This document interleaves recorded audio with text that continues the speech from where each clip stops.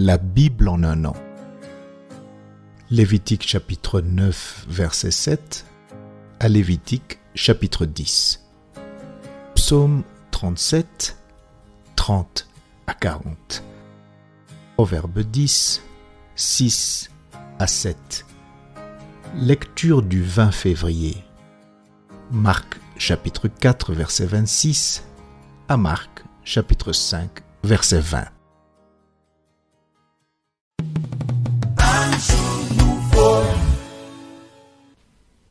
Il dit encore, « Il en est du royaume de Dieu, comme quand un homme jette de la semence en terre. Qu'il dorme ou qu'il veille, nuit et jour, la semence germe et croît sans qu'il sache comment.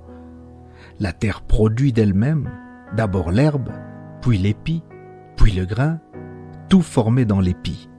Et dès que le fruit est mûr, on y met la faucille, car la moisson est là. » Il dit encore, « À quoi comparerons-nous le royaume de Dieu? Ou par quelle parabole le représenterons-nous? Il est semblable à un grain de sénévé, qui, lorsqu'on le sème en terre, est la plus petite de toutes les semences qui sont sur la terre. Mais lorsqu'il a été semé, il monte, devient plus grand que tous les légumes et pousse de grandes branches, en sorte que les oiseaux du ciel peuvent habiter sous son ombre. » C'est par beaucoup de paraboles de ce genre qu'il leur annonçait la parole, selon qu'ils étaient capables de l'entendre. Il ne leur parlait point sans parabole, mais en particulier, il expliquait tout à ses disciples. Ce même jour, sur le soir, Jésus leur dit « Passons à l'autre bord ». Après avoir renvoyé la foule, ils l'emmenèrent dans la barque où il se trouvait. Il y avait aussi d'autres barques avec lui. Il s'éleva un grand tourbillon et les flots se jetaient dans la barque au point qu'elle se remplissait déjà. Et lui, il dormait à la poupe sur le coussin. Ils le réveillèrent et lui dirent « Maître, ne t'inquiètes-tu pas de ce que nous périssons ?» S'étant réveillé, il menaça le vent et dit à la mer « Silence, tais-toi !»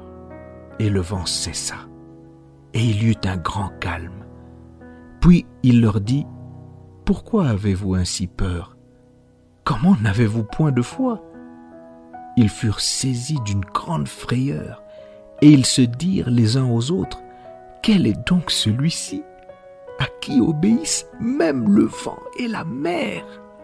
Ils arrivèrent à l'autre bord de la mer dans le pays des Gadaréniens. Aussitôt que Jésus fut hors de la barque, il vint au-devant de lui un homme sortant des sépulcres et possédé d'un esprit impur. Cet homme avait sa demeure dans les sépulcres et personne ne pouvait plus le lier, même avec une chaîne, car souvent il avait eu les fers aux pieds et avait été lié de chaînes, mais il avait rompu les chaînes et brisé les fers et personne n'avait la force de le dompter.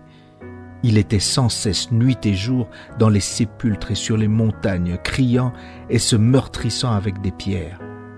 Ayant vu Jésus de loin, il accourut, se prosterna devant lui et s'écria d'une voix forte, « Qu'y a-t-il entre moi et toi, Jésus, Fils du Dieu très haut?